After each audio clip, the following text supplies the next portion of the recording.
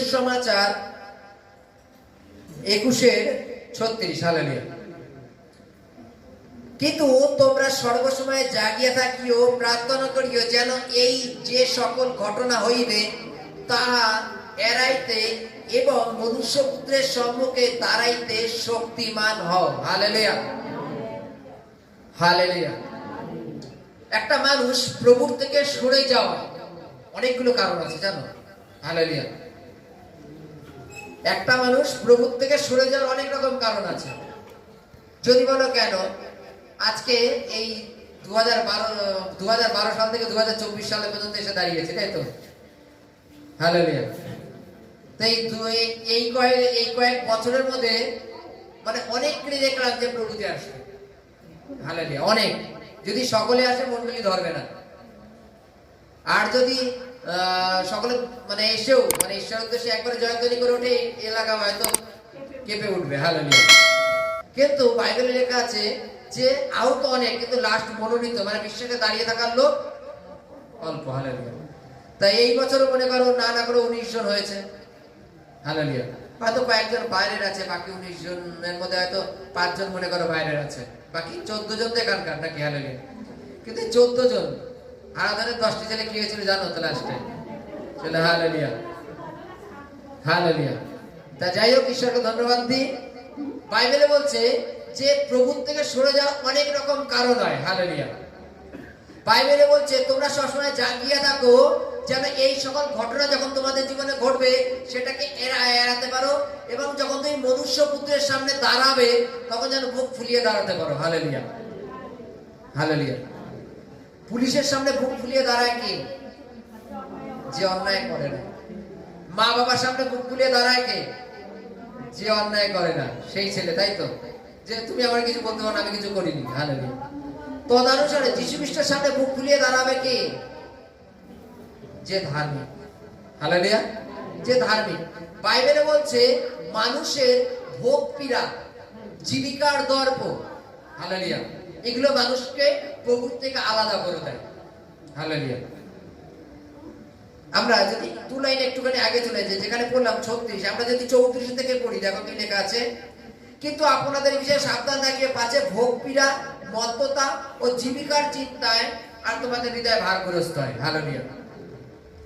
পেয়েছি। বলছে যে আমাদের প্রভু থেকে সরে যাওয়ার অনেক রকম কারণ আছে। প্রথমে কি বলছে? ভোগ পীড়া। হালেলুয়া। জীবিকার দর্প, মত্ততা, এগুলো আমাদের প্রভু থেকে আলাদা করে দেয়। হালেলুয়া। যেমন মনে করো কোন এক ব্যক্তি, এই যে জীবিকার দর্প, জীবিকা মানে রোজি রুটি, মানে কাজ করে পয়সা ইনকাম করা। না, আমি এত পরিশ্রম করি, আমার প্রার্থনা করার সময় হয় না, আমি প্রার্থনা এত কাজ করি, কাজের জন্য প্রার্থনায় আসতে পারি না। হালেলুয়া। কোন এক পরিশ্রমী ব্যক্তিকে যদি বলা হয়, দাদা আপনি কি কালকে প্রার্থনা করেছিলেন? আরে কাজ করে রাত 10টার সময় বাড়ি এসি, তারপরে খেয়ে দিয়ে ঘুমায় পড়লাম, আমার প্রার্থনা করার সময় পাইনি। সময় কোথায়?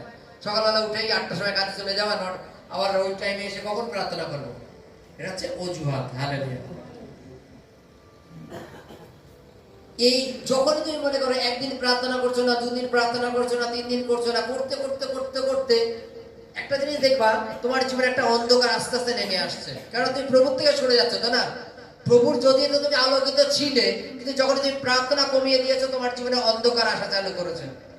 কিন্তু কোনো একদিন হঠাৎ তোমার পরে এমন একটা বিপদ এসে পড়বে, যে বিপদের সময় তুমি যদি তখন প্রভু করো না, প্রভু তোমাকে হাত বাড়াবে না। কেন জানো? তোমার আর প্রভুর ডিস্টেন্সটা অনেক হয়ে গেছে, দূরত্ব অনেক হয়ে গেছে।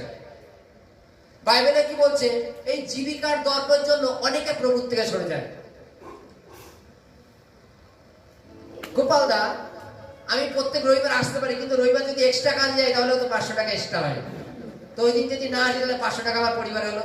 সোমবার আমার সমিতি থেকে 500 টাকা কম পড়ছিল, ওর জন্য রবিবার আসবো না। সোমবার যেহেতু আমার কিস্তি দিতে হবে। হালেলুয়া। তাই তো? এটা হচ্ছে জীবিকার দর্প, যার জন্য লোকে প্রভু থেকে সরে যায়। আর তুমি যদি মন্ডলীতে জুড়ে না থাকো, তোমার মধ্যে বাক্য হবে কোথার থেকে? তুমি রিচার্জ হচ্ছ কিসের থেকে?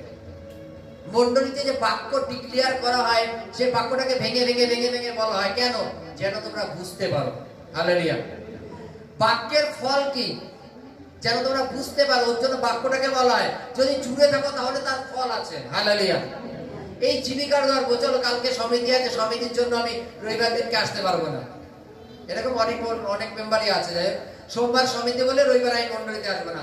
রবিবার মন্ডলীতে আসার না আসার জন্য তুমি দুটো জিনিস মিস করলে। প্রথমত ঈশ্বরের বাক্যটাকে মিস করলে, আর দ্বিতীয়ত একটা জিনিস দেখো, তুমি প্রভুকে ছেড়ে নিজেকে কখনো তারাক্কি মিনিংস উন্নতি করতে পারো না। হালেলুয়া। তুমি যদি তোমার সময়টাকে প্রভুকে দাও, তাহলে প্রভু তোমার ওই 500 টাকার ব্যবস্থা আগে থেকে করে রেখে দেবেন। তুমি যদি বিশ্বাস সহকারে একটা রবিবার প্রভুর কাছে উপস্থিত হও যে দেখবা, তাহলে তোমার রবিবার দিনকে ছুটি করে আর কাজ করার প্রয়োজন হবে না। তার আগে ঈশ্বর সেই 500 টাকার ব্যবস্থা করে রেখে দেবেন, যেটা কিনা তুমি সমিতি দিয়ে দিতে বাবা। হালেলুয়া। বাইবেলে লেখা আছে মত্ততা। হালেলুয়া। বাইবেলে লেখা আছে মত্ততা। মত্ততা জিনিস কি জানিস? আমরা আছে অভিলাষে চলি। হালেলুয়া। অভিলাষ আছে কিন্তু আরো প্রয়োজন। হালেলুয়া। তাই তো নাকি? প্রত্যেকটা পরিবারে দেখবা মহিলাদের আলমারিতে কত কাপড় থাকে জানো? ভর্তি। কিন্তু অনুষ্ঠান বাদে কি বলে? একটা ভালো কাপড় নেই, একটা কিনে দাও তো।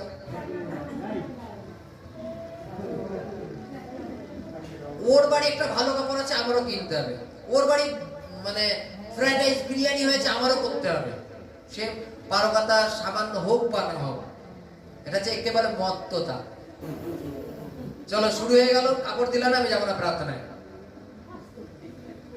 হালেলুয়া। দিবা না তো কাপড়, আমি যাবো না প্রার্থনায়, যাবো। হালেলুয়া। প্রভুর থেকে সরে যাওয়ার অনেক কারণ আছে।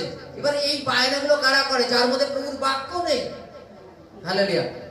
এই জেদগুলো কারা করে? যাদের মধ্যে প্রভুর বাক্য নেই, তারা এইগুলো জেদগুলো করে। তারা মত্ততায় মেশতে আছে কারা? যাদের মধ্যে ঈশ্বরের বাক্য নেই। হালেলুয়া।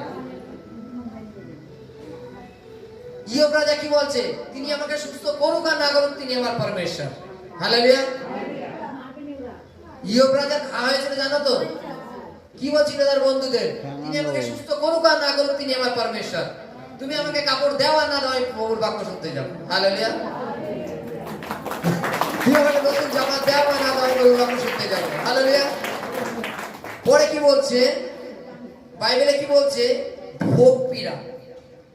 মানুষের, প্রত্যেকটা মানুষের দেখো একটা জিনিস, যে অভিলাষ জিনিসটা কখনো কমে না, বাড়ে, তাই তো? আর বর্তমান জগতে তো রেষারেষি চলে এসছে।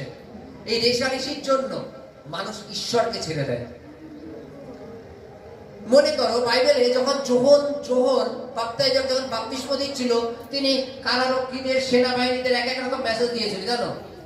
বলছে তোমরা যা বেতন পাও সেই বেতনে সন্তুষ্ট থাকো, যা ন্যায্য তাহা করো, তার বেশি কিছু করো না। এভাবে যোহন বলছিল সকলকে, জানো তা নাকি? হালেলুয়া। বলছিল তা নাকি? কেন বলছিল যোহন এগুলো বলার কারণ কি? আমরা জোর শুধু তাদের বলেনি, মেসেজের মাধ্যমে আমাদেরও দিয়েছে। আমরা যা পাই আমরা যেন তাদের সন্তুষ্ট থাকি। যদি মনে করি না এতে আমাদের সংসার চলছে না, তাহলে একটু 2 নম্বরই না করলে আমাদের সংসার চালানো যাবে না। যখন তুমি 2 নম্বরিতে চলে গেলে, তুমি প্রভুর থেকে অনেক দূরে চলে গেলে। হালেলুয়া। চলো সারা মাস বা সারা বছর আমি প্রভুর প্রার্থনা যাবো না, মাসের শেষে গিয়ে একটা প্রভুর উদ্দেশ্যে কারোর মাধ্যমে দান পাঠিয়ে দেবো। চলো বলবো যে আমি আসতে পারছি না, আমার উদ্দেশ্যের দানটা রেখে দাও। এটা জগতের অন্য সিস্টেমে হয়, প্রভুতে হয় না। হালেলুয়া। কেন বাইবেলে বলছে ঈশ্বর তোমার হৃষ্ট চিত্ত চায়। হালেলুয়া। তোমার পবিত্র মনটাকে চায়, তোমার পরিষ্কার মনটাকে চায়। বাইবেলে লেখা আছে যে হৃষ্ট চিত্তে দান করে ঈশ্বর তার দানটাকে গ্রহণ করে। হালেলুয়া। হালেলুয়া। বাইবেলে বলছে তোমরা অবিরত জেগে থাকো আর প্রার্থনা করো। তোমরা নিজেরা প্রতিনিয়ত ভেবে দেখো যে আমাদের মধ্যে ভুলটা কি হচ্ছে, আমরা ভুলটাকে শুধরানোর চেষ্টা করি। বলছে যদি তোমরা অবিরত জেগে না থেকে যদি প্রার্থনা না করো, নেক্সট তোমরা তোমাদের ভুলটাকে যদি শুধরানোর চেষ্টা না করো, বাইবেলের কাছে একদিন আচানক মানে হঠাৎ বিপদ তোমার উপরে এসে পড়বে। তখন তুমি যতই প্রভু প্রভু প্রভু প্রভু করো, প্রভু অনেক দূরে চলে গেছে, কারণ তুমি প্রভুর থেকে অনেক দূরে চলে এসছো। হালেলুয়া। বাইবেলে কি বলছে?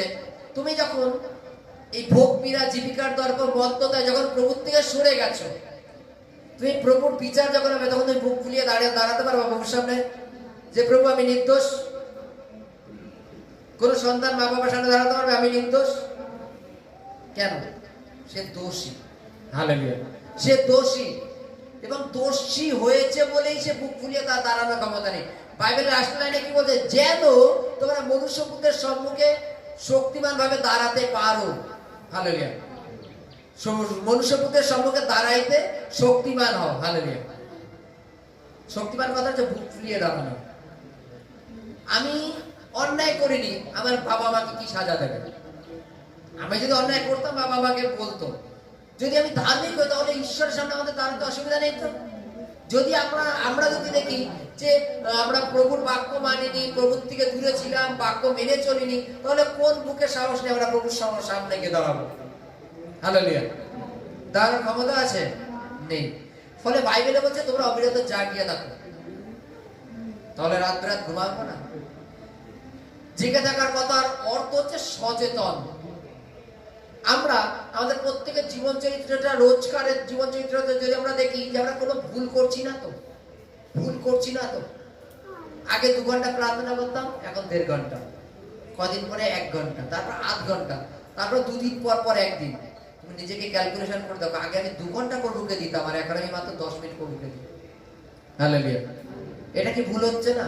যদি এইরকম কিছু ভুলের মধ্যে দিয়ে থাকে, তাহলে নিজেকে সংশোধন করার চেষ্টা করো, যেন প্রভুর সামনে যখন দাঁড়াবা তখন বুক ফুলিয়ে দাঁড়াতে পারো যে প্রভু আমি ধার্মিক, আমি নির্দোষ। হালেলুয়া। হালেলুয়া।